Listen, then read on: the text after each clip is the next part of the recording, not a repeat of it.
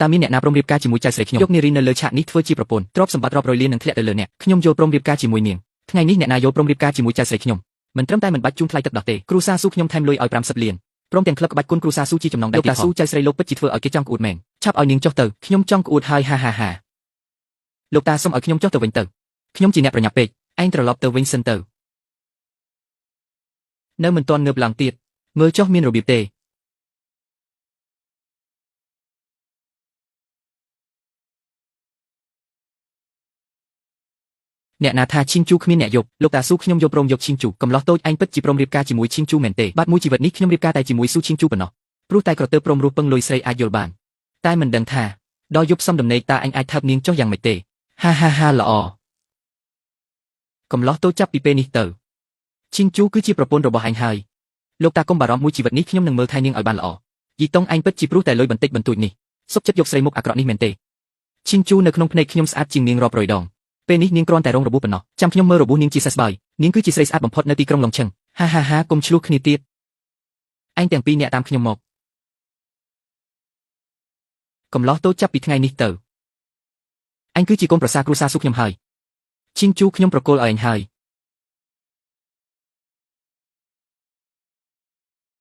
លោកតាស៊ូខ្ញុំសូមរំលឹកលោកមួយម៉ាត់អាមួយនេះសំបីតែការងារត្រឹមត្រូវក៏គ្មានផងលោកឲ្យមនុស្សបែបនេះមកស្នងតំណែងក្លឹបក្បាច់គុណ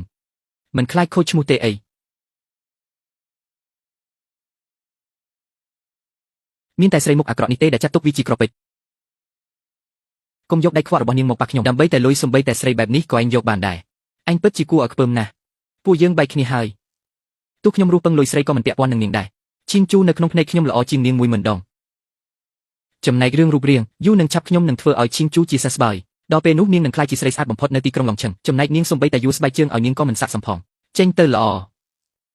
ខ្ញុំចង់មើលណាស់ថាតើអញធ្វើឲ្យគ្រូសាស៊ូខ្លាចជារឿងកំ pl ែងប្រចាំទីក្រុងយ៉ាងម៉េចកំឡោះតូចគ្មានប្រយោជន៍ទេមុខរបស់ឈីងជូខ្ញុំរកគ្រូពេទ្យពូកែអស់ហើយនៅតែមើលមិនជាលោកតាស៊ូនាំពួកយើងត្រឡប់ទៅក្លឹបក្បាច់គុណវិញទៅទុកគ្រប់យ៉ាងឲ្យខ្ញុំអ្នកចាត់ការយីតុងខ្ញុំថាគិតអីចេះវិញទៅខ្ញុំដឹងថាអំបញ្ញមិញនៅសន្តាគារគឺលោកចង់ជួយដោះស្រាយបញ្ហាឲ្យខ្ញុំតែមុខខ្ញុំនេះគឺមើលមិនជាទេខ្ញុំថាអាចមើលជាគឺអាចមើលជាបិទភ្នែកទៅអាចនឹងរមាស់បន្តិចហើ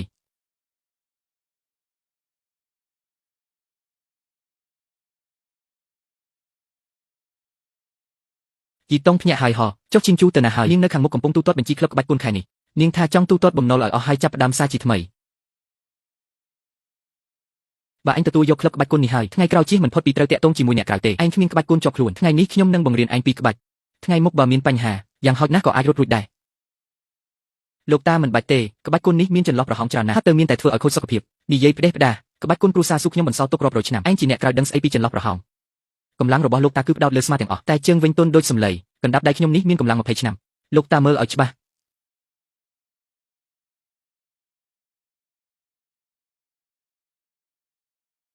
ឯងតាមពិតឯងជាអ្នកណាលោកតានេះគ្រាន់តែជាក្បាច់មូលដ្ឋានប៉ុណ្ណោះក្បាច់មូលដ្ឋានអីខ្ញុំមើលទៅគ្រាន់តែធ្វើពុតប៉ុណ្ណោះចៅជាងឯងចង់ធ្វើអីលោកគ្រូបងប្អូនទាំងអស់សុខចិត្តស្លាប់រស់ជាមួយលោកតែលោកបែរជាប្រគល់ក្លឹបក្បាច់គុណឲ្យមនុស្សមិនស្គាល់ប្រវត្តិម្នាក់ថ្ងៃនេះពួកយើងមកទាមទារយុត្តិធម៌ត្រូវហើយវាមិនស័ក្តិសមនឹងគ្រប់គ្រងក្លឹបក្បាច់គុណទេជប់ប្រហែលទៅចៅជាងឯងចង់បះបោរមែនទេយីតុងគឺជាកូនប្រសារដែលខ្ញុំជ្រើសរើសក្លឹបក្បាច់គុណនេះជារបស់អ្នកណាតាំងពីពេលណាដែលដល់វេនឯងមកបញ្ជាលោកគ្រូមិនអាចនិយាយបែបនេះទេក្លឹបក្បាច់គុណគ្រូសាស៊ូអាចឈរជើងនៅទីក្រុងកម្លាំងញើសឈាមបងប្អូនយើងលោកគ្រូមើលអាមួយនេះទៅខ្លួនស្គមសាច់គ្មានមួយដុំសូម្បីតែក្បាច់គុណបន្តិចក៏គ្មានផងប្រគល់គ្រូសាស៊ូឲ្យវាខ្លាចតែថ្ងៃស្អែកស្លាកឈ្មោះក្លឹបយើងត្រូវក្លឹបផ្សេងជន់ឈ្លីដល់ដីត្រូវហើយលោកគ្រូទោះលោកគ្រូធ្វើដើម្បីសិស្សប្អូនក៏ដោយមិនអាចទាញអ្នកណាមកធ្វើជាខែផ្ដេសផ្ដាស់ហើយទីក្រុងដងជីនេះសម្បូរអ្នកខ្លាំងណាស់គ្មានសមត្ថភាពផងហ៊ានធ្វើធំខ្លាចតែមានជីវិតយកតែគ្មានជីវិតចាយពួកឯងជាពុកមនុស្សរមិលគុណ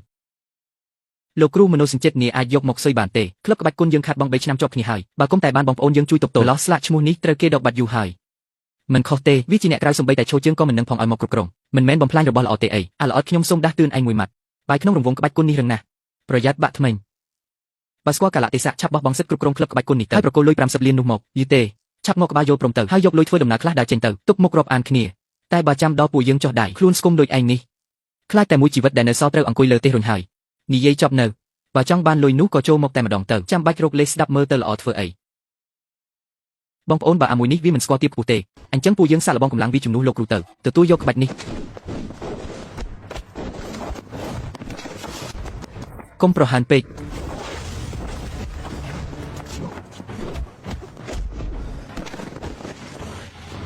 ប្រហែលណាស់ចូលវីទាំងអស់គ្នា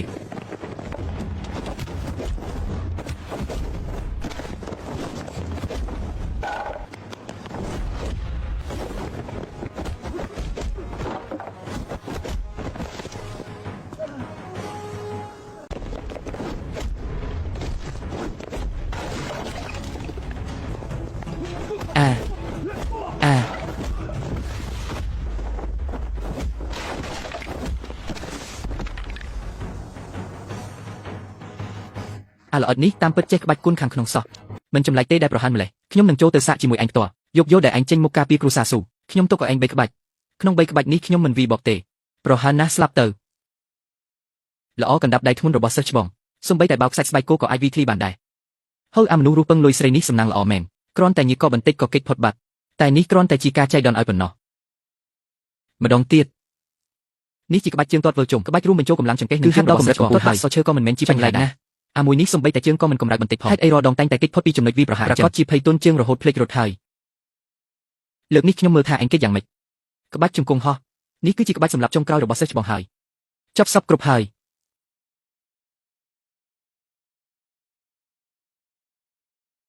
បីក្បាច់ផុតហើយមើលឲ្យច្បាស់នេះគឺកម្លាំងថៃជីខ្ញុំចាញ់ហើយក្លឹបក្បាច់គុណប្រគល់ឲ្យឯងខ្ញុំចៅឈៀងសុកចិត្តចុះចាញ់ព្រមចុះចាញ់គឺល្អហើយថ្ងៃក្រោយខំប្រឹងហាត់ក្បាច់មូលដ្ឋានឲ្យបានល្អគ្រូសាស៊ូខ្ញុំពិតជារើបានរដុនសម្បត្តិមែនតែចាស់ស៊ូក្លឹបក្បាច់គុណកញ្ចាស់របស់ឯងថ្ងៃនេះត្រូវតែរើចេញ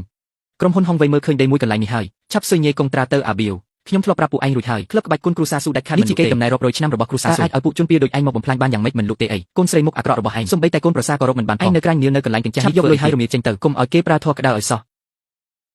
ឯងនិយាយឲ្យស្រួលបួលបន្តិចអូនេះមិនមែនសេះច្បងចៅទេអីមិនក៏ដេកនៅលើដេកអញ្ចឹងអាថៃបង្រៀនវាឲ្យស្គាល់ពីច្បាប់ទម្លាប់បន្តិចមើល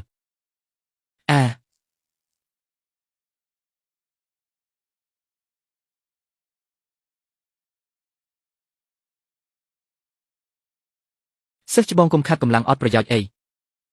បងប្អូនខ្ញុំម្នាក់នេះអាថៃគឺជាជើងឯកប្រដាល់ប្រចាំខុនលុនគេធំដឹងក្តីឡើងដោយការទាត់បំពង់ដែកនិងវីសឈើគ្រូគុណដែលចាញ់ក្រោមដែកគេរាប់ម្រាមដៃមិនអស់ទេ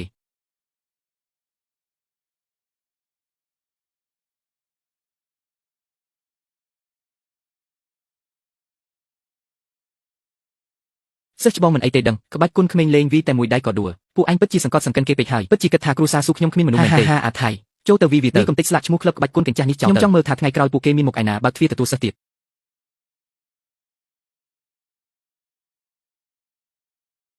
មិនស្គាល់ស្លាប់រស់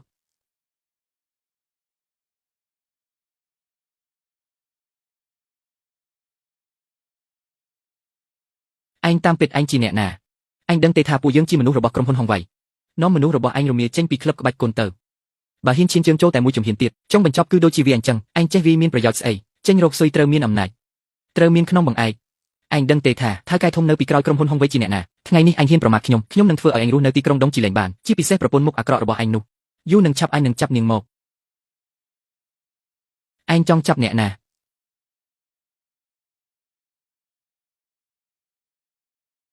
ស្ដាប់មិនបានច្បាស់ទេមុខរបស់នាងនេះពិតជាសិស្សប្អូនមែនទេព្រះឲ្យដូចជាមនុស្សផ្សេងអញ្ចឹងនាងគឺស្រីមុខអាក្រក់នោះមែនទេមិននឹងអាចទៅរួចមិនក៏មិននៅខាងក្នុងផ្ទះឬមានគេមកលោឡានៅខាងក្រៅរំខានខ្ញុំគិតលុយខុសក៏ចេញមកមើលតែម្ដងទៅមិននឹកស្មានសោះថាតាចាស់ស៊ូលាក់ទុកស្រីស្អាតគ្មានគូប្រៀបបែបនេះសោះប្រហែលណាស់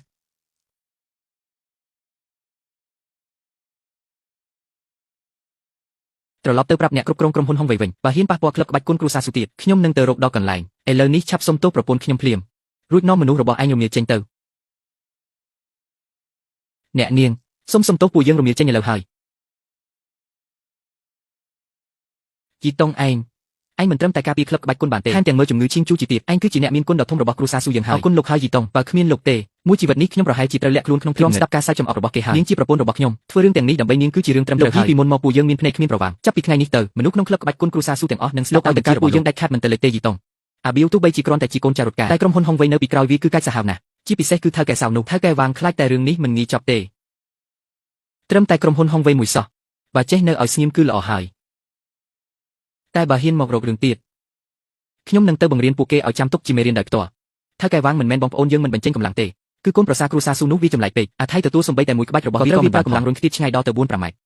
ត្រឹមតែក្លឹបក្បាច់គុណកញ្ចាស់មួយបូករួមនឹងអាមនុស្សរូបពឹងលុយស្រីម្នាក់ពួកឯងចាត់ការមិនបានផងថៅកែវាងទូមិនបានក្លឹបក្បាច់គុណតែខ្ញុំបានរកឃើញរឿងដ៏គួរឲ្យភ្ញាក់ផ្អើលមួយកូនស្រីរបស់តាចាស់ស៊ូស៊ូឈីងមិនមែនជាស្រីមុខអាក្រក់អីទេមុខរបស់នាងជាសះស្បើយអស់ហើយស្អាតដូចទេពធីតាអញ្ចឹងអូ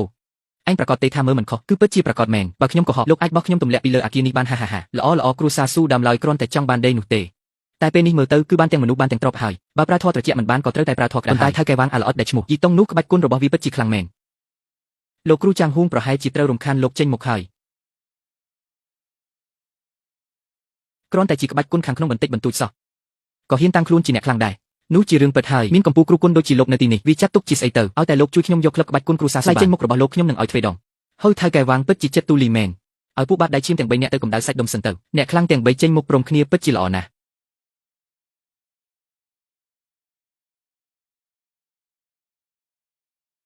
ទ្វារធំត្រូវគេទាត់បែកហើយ